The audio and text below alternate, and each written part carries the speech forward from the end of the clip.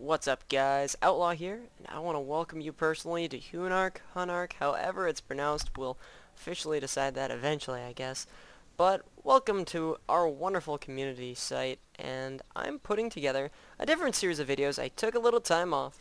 I've been traveling, doing some casting for major tournaments, and I am hoping that you will enjoy this little broadcast that I'm bringing to you.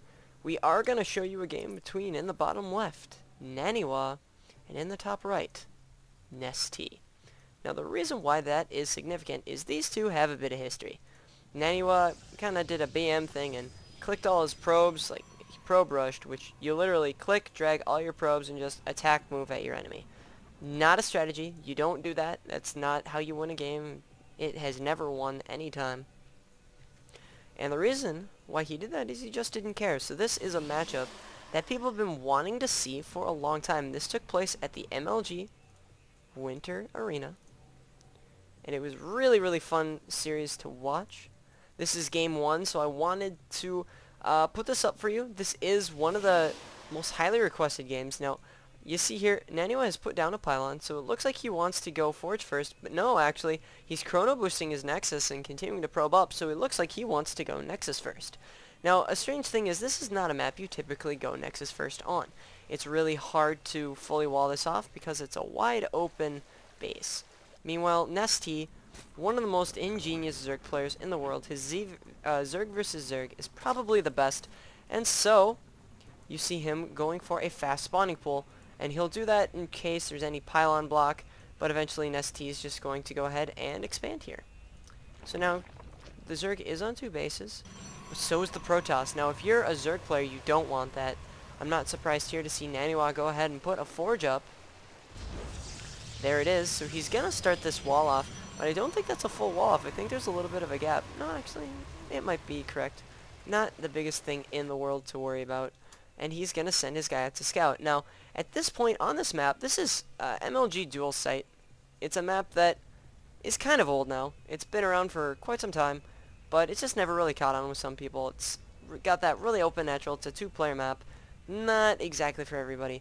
Now, Nestea is going to be able to get these lings out in time to kill this probe before anything really annoying happens from Naniwa. He's not going to lay down any sort of pylons or cannons. Instead, he's just going to stay back. Now, let's see what exactly is going on over here. We see a gateway and a photon cannon for Naniwa. Naniwa has been probe rush, or has been roach rush so many times with some early aggression and something almost cheesy.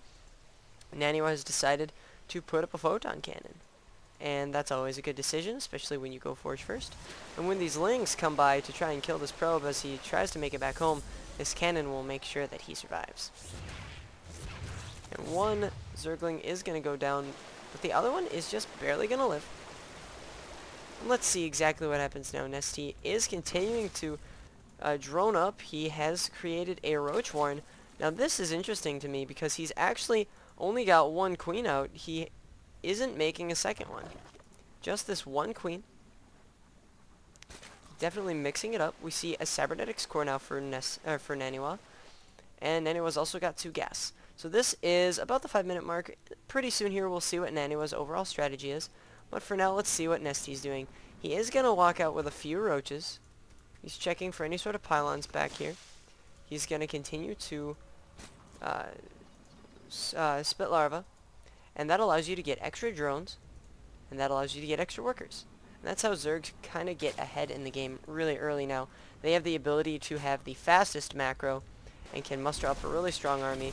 Even though their units aren't very cost effective, as you can see here, this Zealot, who is only worth 100 minerals, can kill an equal amount of these Zerglings.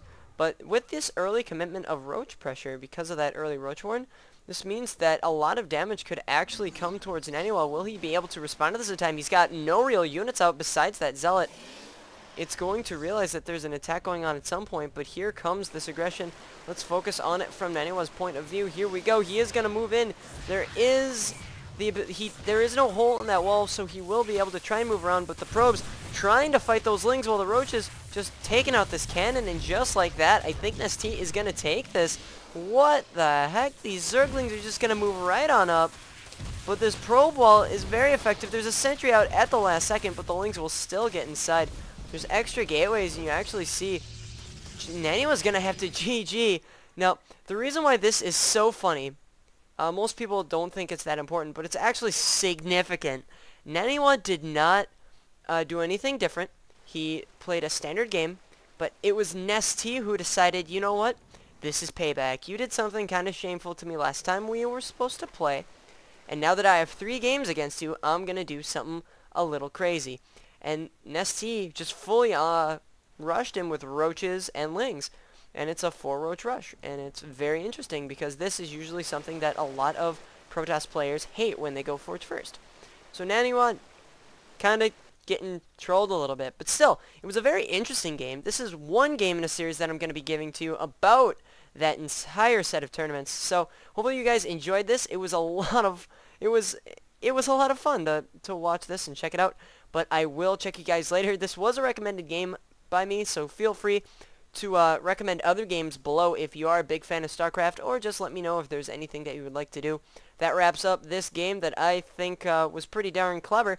Other than that, I am once again Outlaw, and I am leaving the building. Adios.